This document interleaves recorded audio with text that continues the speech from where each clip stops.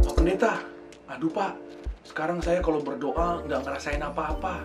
Saya bingung sampai mau berdoa, tapi kok kayak jadi males. Karena apa? Saya nggak ngerasain apa-apa. Dulu, padahal waktu saya berdoa, dulu waktu saya beribadah, saya sangat merasa sukacita. Saya semangat banget kalau mau ketemu Tuhan, kalau mau datang beribadah ke gereja. Ada lagi yang bilang, Kak, sekarang saya merasakan nggak ada perasaan apa-apa kalau saya datang beribadah, atau saya udah nggak merasakan kasih Tuhan. Bagaimana ya untuk bisa kembali kepada kasihnya Tuhan? Bagaimana ya untuk bisa mengalami sesuatu yang luar biasa yang dulu pernah saya alami berjalan bersama dengan Tuhan? Nah, hari ini bersama-sama kita semua akan diberkati melalui kebenaran firman Tuhan yang sebentar akan kita dengar dan lihat. Kembali berjumpa di dalam Renungan Rohani Aku Percaya.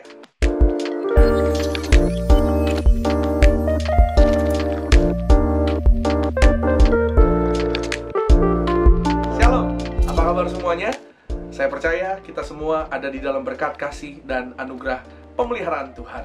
Sebelum kita melihat dan kita mendengar kebenaran firman Tuhan, kita satu dalam doa terlebih dahulu.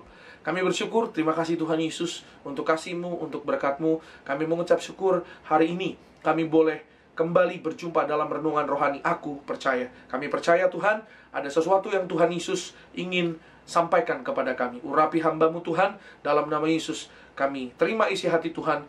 Dalam nama Tuhan Yesus kami diubahkan hidup kami menjadi pelaku firman Tuhan. Nama Tuhan saja dipermuliakan, hidup kami pasti diberkati.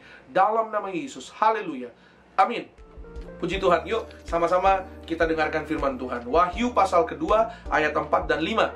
Namun demikian, aku mencela engkau, karena engkau telah meninggalkan kasih-Mu yang semula. Sebab itu, ingatlah betapa dalamnya engkau telah jatuh. Ada tanda seru di sana.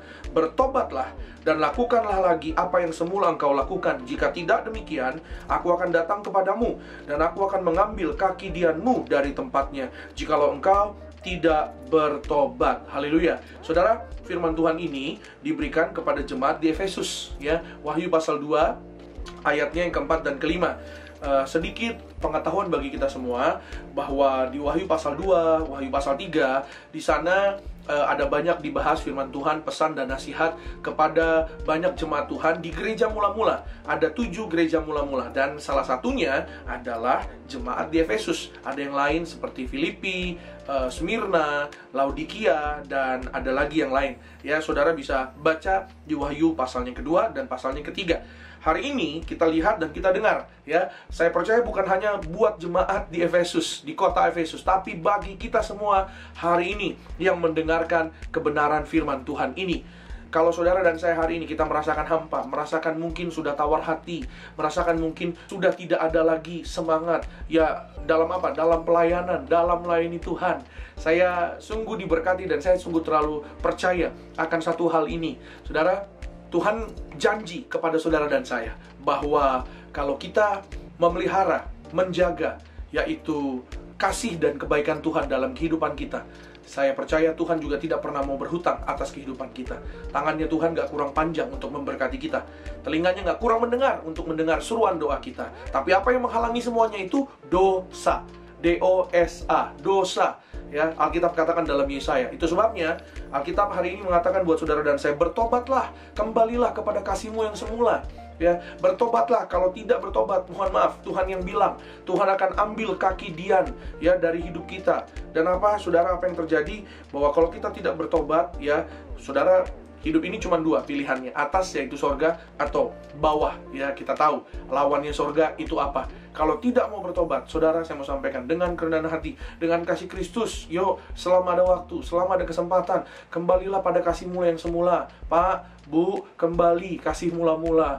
Anak-anak muda, kembali pada kasih mula-mula, kepada Tuhan, datang pada Tuhan dengan rendah hati. Hanya Yesus yang berkata, mari datang kepadaku, semua yang letih lesu dan berbeban berat, aku akan beri kelegaan kepadamu. Hanya Yesus yang menerima saudara dan saya hari ini dengan semua kekurangan keterbatasan kita. Dan Tuhan berjanji untuk saudara dan saya, kita yang bertobat sungguh-sungguh, meninggalkan masa lalu kita, meninggalkan semua dosa-dosa kita, Tuhan akan pulihkan. He will restore your life. Di tahun yang baru ini, yuk, kita masih akan melihat beberapa belas bulan ke depan, ya. Kita akan melihat banyak hari-hari di depan, banyak minggu-minggu di depan.